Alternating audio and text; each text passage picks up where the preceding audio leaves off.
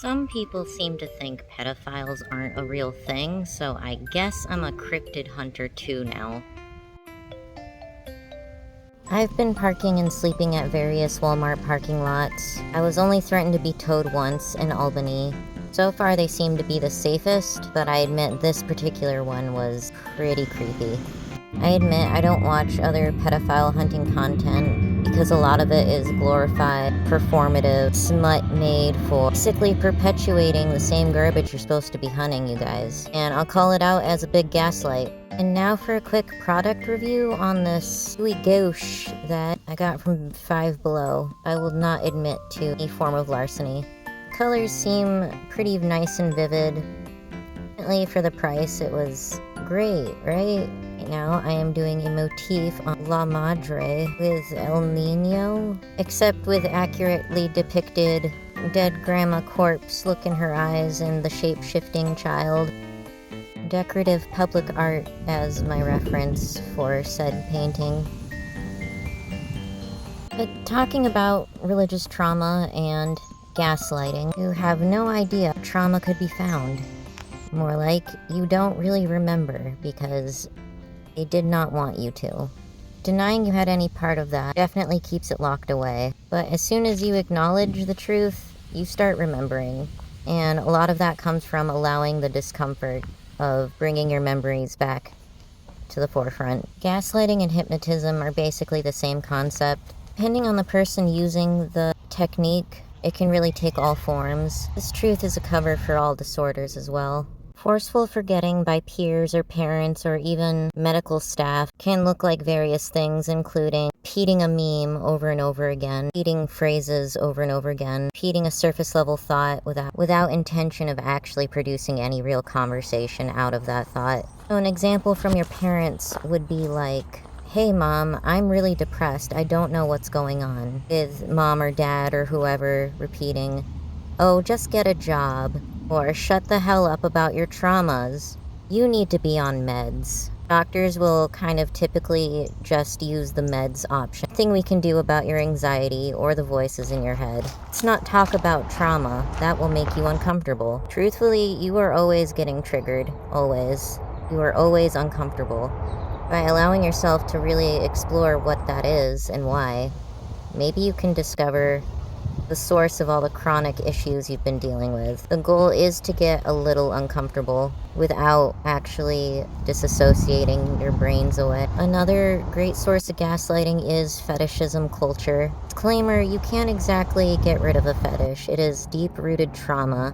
But culture surrounded by obsession with single aspects of sex and sexuality typically lead to obsession. Obsession with one thing or a few things will lead to desensitization. Desensitization typically will involve thrill-seeking behavior in order to feel something again. Seeking those extremes will definitely lead to wrongful behavior. Maybe I'm the devil. No, I'm the devil. You're all devilishly handsome. These flowers are genetically engineered. And I'm not kink shaming here. I'm obsessive behavior shaming. Kinks and fetishes are very complicated. I think we forget that they are deeply rooted in the traumas we received. Necessarily sound cute and quirky when you say it like that, now does it? A little shame is actually really good for you. This guy has seen some shit. Definitely a difference when it comes to minor attracted persons. It is not your personal choice. That child, that minor, did not choose this. And you're setting someone else's life up for failure for your own personal choice, including gaslighting yourself until you believe that this is actually an okay thing to do.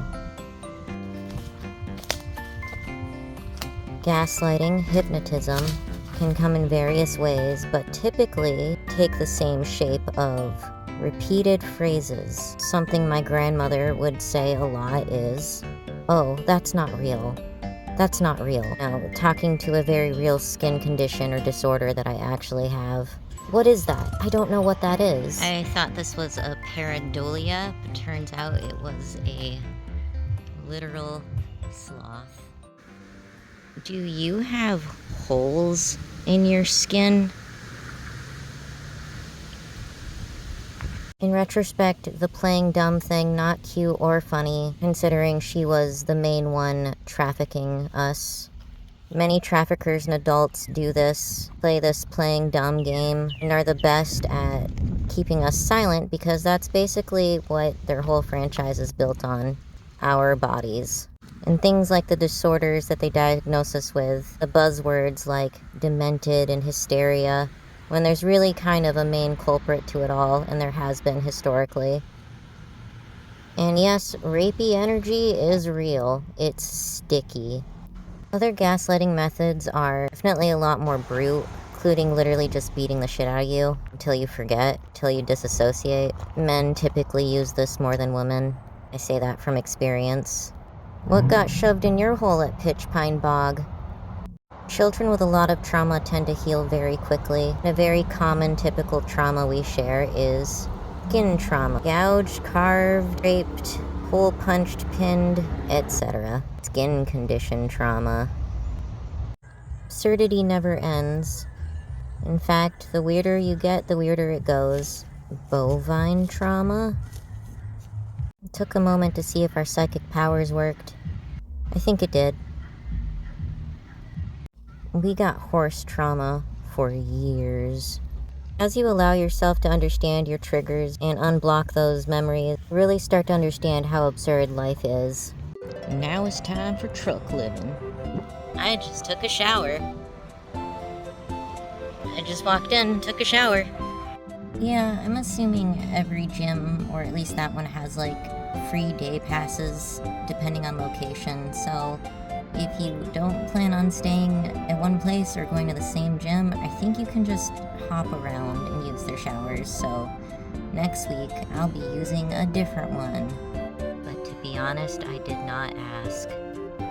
Countdown to 3 cigarettes before I really attempt to quit. Look at that. Clean living. I don't need anything. I need a hug.